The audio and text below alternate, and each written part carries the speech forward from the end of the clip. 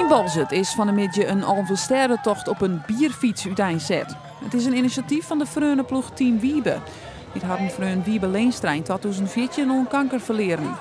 Zwimmer Maarten van der Weijden die telde al. 4, 3, 2, 1, ja!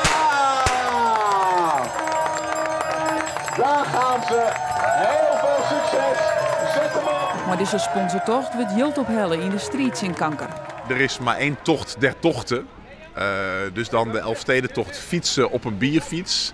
Ja, vind ik heel dapper. Weet je, zo'n fiets is hartstikke zwaar.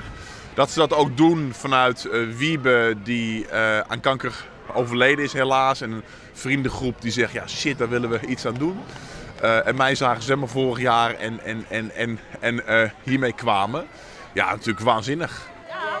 Als dan zo'n kanjer als Maarten was je zwemmen, dan zou je ja, wij moeten teruggaan met Team Wiebe. En gelukkig doen we dat. En al die mensen om ons heen die verboenmuis binnen en die ik die noodzaak vielen, ben wij zagruts dat wij hier staan voor iedereen die graag hoop hebben dat hij de diagnose kanker heeft. Team Wiebe hoopt het morgenmiddag na meer dan 200 kilometer op de bierfiets in Bolzet te finishen.